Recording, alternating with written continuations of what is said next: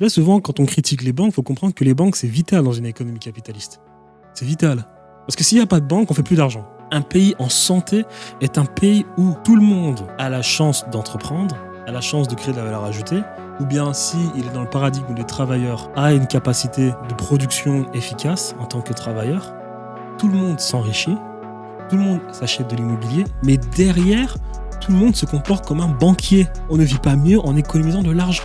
Pour que des gens s'enrichissent comme des banquiers, il faut que les gens du pays se comportent comme des banquiers. C'est-à-dire qu'ils sachent réinvestir leur argent. La gestion de l'épargne comme un banquier, c'est une forme de liberté économique. Gérer une épargne, c'est de la liberté économique. Une personne libre, c'est une personne qui s'occupe elle-même de son destin. Et donc, quand vous ne vous occupez pas de votre épargne, la banque, elle le fait pour vous, mais pas pour votre intérêt, pour son intérêt. La banque s'enrichit et la banque crée des monopoles. Et après, vous vous étonnez que derrière, la santé est libéralisée, l'école est libéralisée, l'armée est libéralisée, l'économie est libéralisée. Quand je dis libéralisée, c'est-à-dire que c'est à la merci des gros poissons qui vont capter le secteur, créer une économie, un monopole, brider les prix, et vous n'avez plus de chance derrière. Comme l'agriculture est libéralisée. Faut pas vous étonner derrière. C'est parce que vous laissez les banquiers s'occuper de votre liberté économique. Encore une fois, je répète, tout le monde n'a pas la chance de la Norvège qui a un fonds souverain. Les difficultés économiques de la Chine ont des répercussions mondiales significatives. En tant que principale locomotive de la croissance économique globale, un ralentissement de la Chine affecte directement les marchés internationaux et les chaînes d'approvisionnement. Les pays exportateurs de matières premières ressentent les effets de la baisse de la demande chinoise. Par ailleurs, les tensions commerciales et la réorganisation des chaînes d'approvisionnement ajoutent de l'incertitude économique, puisque les investisseurs surveillent de près ces évolutions et toute détérioration supplémentaire pourrait provoquer des perturbations sur les marchés financiers. Les premières victimes de cette crise bancaire et de la crise économique en général, très souvent, ce sont les épargnants. Et certains cherchent des solutions pour sécuriser leurs actifs. Sachez que... Encore une fois, ce qu'il est en train de dire venant d'un Français, ce n'est pas étonnant. Parce que les Français sont peut-être le pays, le peuple qui épargne le plus au monde. Donc venant d'un Français, ce n'est pas très étonnant. Si ça aurait été un Américain, j'aurais été très surpris. Pour stimuler une économie, pour redonner un souffle nouveau à une économie, pour stimuler l'innovation, tu ne peux pas épargner comme un bourrin. Donc il est normal que la Chine aujourd'hui est agressive sur l'épargne des Chinois pour les stimuler à l'innovation, pour stimuler l'appareil de production industrielle. Encore une fois, qui n'a, lui, jamais cessé de monter. D'accord ? Donc, le problème d'une épargne, c'est un faux problème, l'épargne.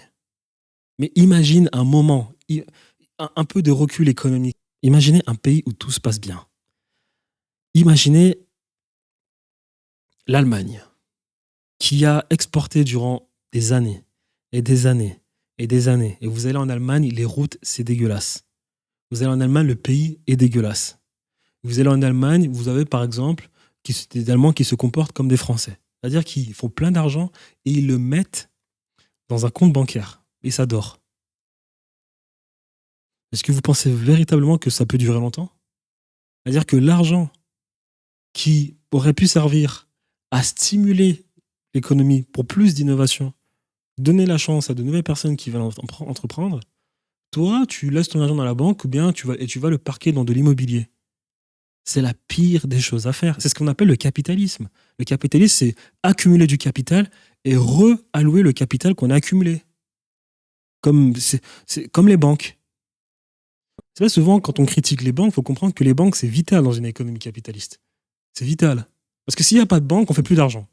Parce que les banques, elles, quand toi, tu laisses ton argent dans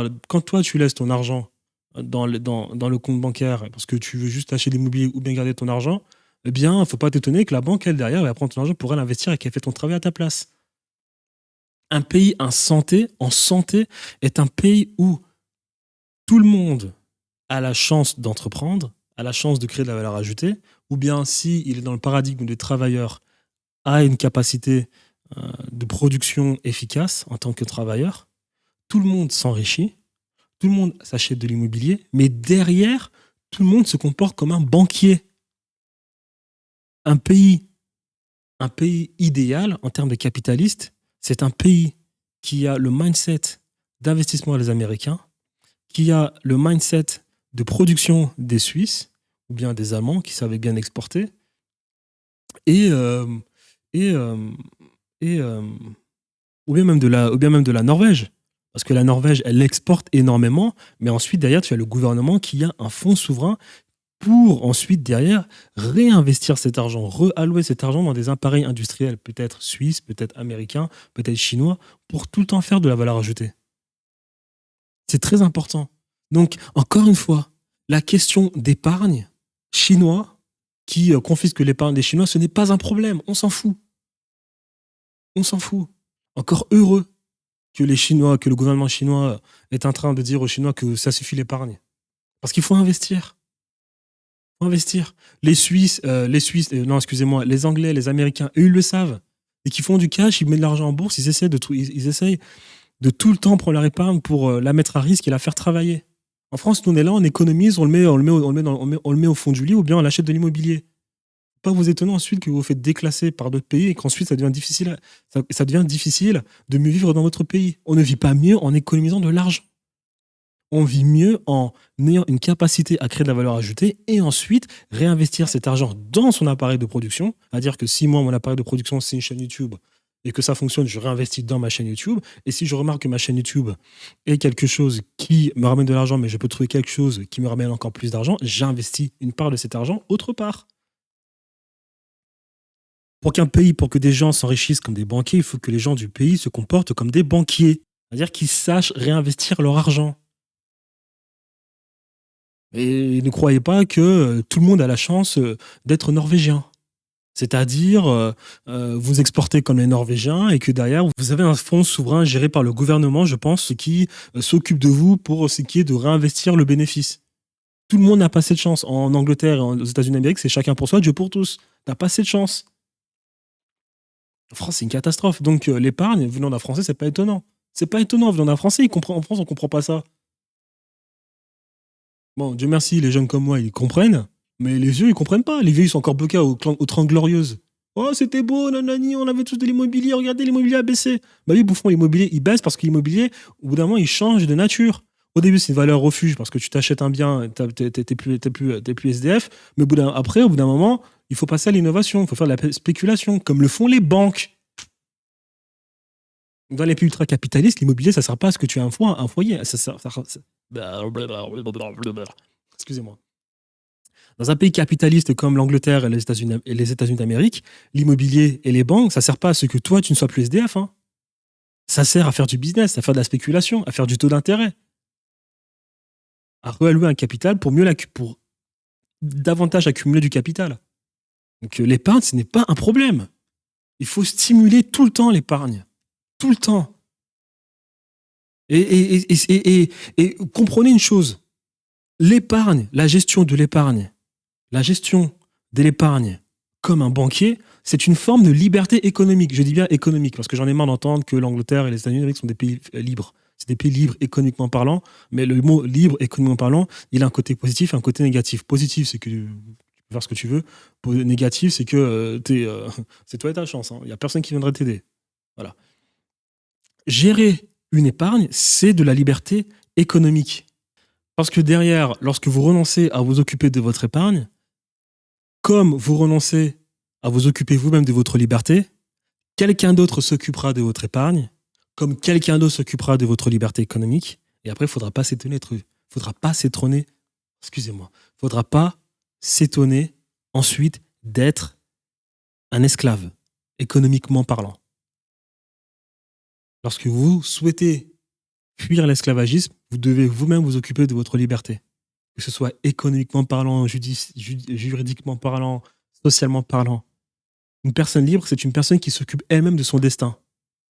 Et donc, quand vous ne vous occupez pas de votre épargne, la banque, elle le fait pour vous, mais pas pour votre intérêt, pour son intérêt. La banque s'enrichit et la banque crée des monopoles. Et après, vous vous étonnez que derrière, la santé est libéralisée, l'école est libéralisée, l'armée est libéralisée, l'économie est libéralisée. Quand je dis libéralisée, c'est-à-dire que c'est à la merci des gros poissons qui vont capter le secteur, créer une économie, un monopole, brider les prix, et vous n'avez plus de chance derrière. Comme l'agriculture est libéralisée. Il ne faut pas vous étonner derrière. C'est parce que vous laissez les banquiers s'occuper de votre liberté économique. La monnaie, c'est le taux d'intérêt et le taux de change. Le taux de change, c'est le cash. Lorsque vous vendez un t-shirt à un Tunisien, ou bien, je ne sais pas moi, à un Américain, lorsque vous vendez votre t-shirt à 20 euros, étant vous en France, vous récupérez les 20 euros, c'est du taux de change. Vous avez accumulé du cash. Mais derrière, la monnaie, c'est aussi du taux d'intérêt. Donc, quand vous prenez les 20 dollars que vous avez récupérés chez l'Américain et que vous laissez en banque comme ça, sous forme de reconnaissance de dette pour la banque, ne vous inquiétez pas, le banquier, lui, il finira le travail que vous avez commencé. Taux de change. Et lui, derrière, il ira s'enrichir d'une autre manière. Vous devez vous occuper de votre taux de change et de votre taux d'intérêt. Donc, de votre appareil de production, c'est-à-dire votre business, votre capacité à faire de la valeur ajoutée pour capter du cash, capter du taux de change, du coup, et ensuite votre appareil, et ensuite le taux d'intérêt pour bien gérer votre épargne. Donc, la question sur l'épargne et de la Chine, c'est du folklore. C'est du folklore total. Encore heureux, un pays qui innove, un pays qui a une économie en bonne santé, un pays qui est capitalistiquement parlant, efficace, innovant et compétitif, est un pays où des gens savent bien gérer leur épargne. C'est un pays où l'épargne est bien gérée. Et si vous ne vous occupez pas de votre épargne, il ne faut pas vous attendre à ce que les banques le fassent à votre place, et après vous allez vous plaindre derrière que les banquiers sont des grands méchants loups. Encore une fois, je répète, tout le monde n'a pas la chance de la Norvège qui a un fonds souverain.